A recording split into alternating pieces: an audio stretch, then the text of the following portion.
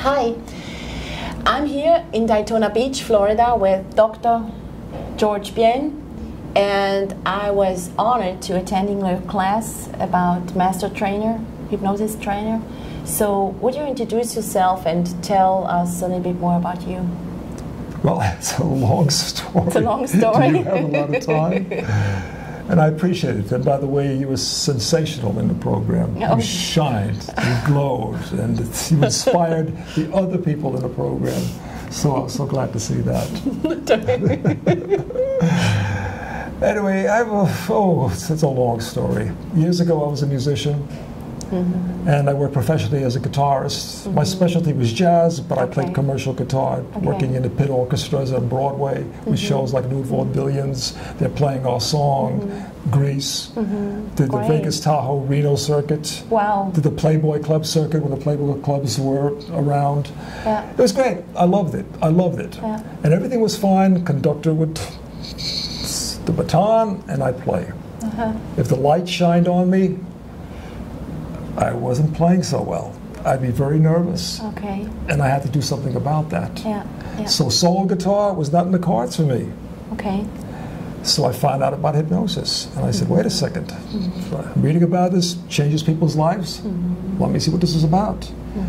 And it really transformed my very life, not just as a musician or as a guitarist, instrumentalist, but as a person. Wow. It enabled me to feel a certain way about myself with respect that I never had for myself previously.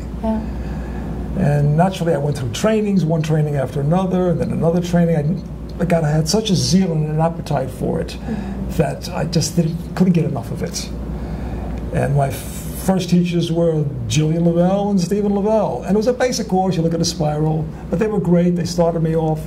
And then I went to Gil Boyne and changed my whole outlook on hypnosis and basically my career dramatically.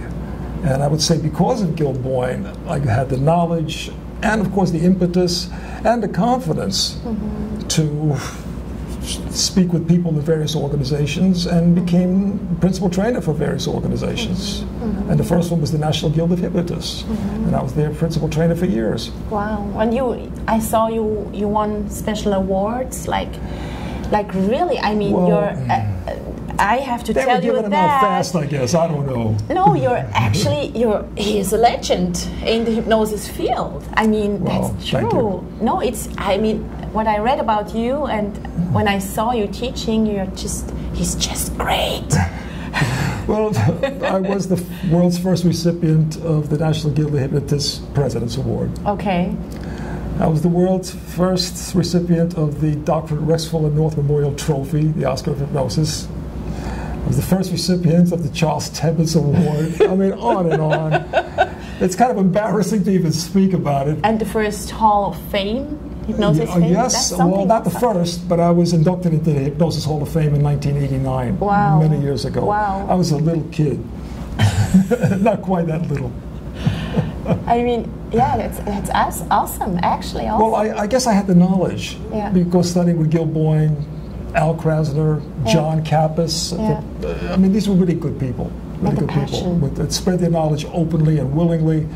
But again, my main mentor, hypnosis mentor, was Gil Boyne, and we became good friends over the years. Right. Yeah. Wow.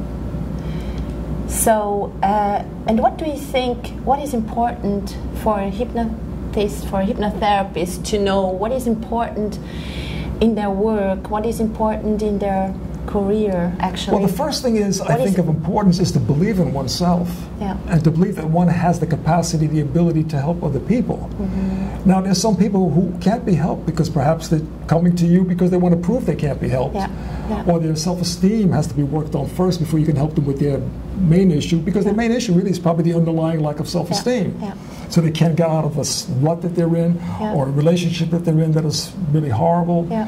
So in that case, that's probably the thing that one should work for hypnotically initially, because hypnosis helped me with my self-esteem tremendously, because I virtually had little to no self-esteem for years, And it's a question of having the right mentors, the right teachers, teachers who believe in you, not teachers who tell you that you can't do this because only I can't do it, or you can do it, but don't do it too well. somebody like that is afraid of you. If a teacher ever tells that to you, just say, listen, this person is not a teacher anymore. He's a worrier. He's concerned about, not a warrior, but a worrier about how far I might go in the field. I mean, I was very lucky. I had some great, or I still have some great mentors and supporters. I mean, actually it's a privilege. It's not, I don't take it for granted. No.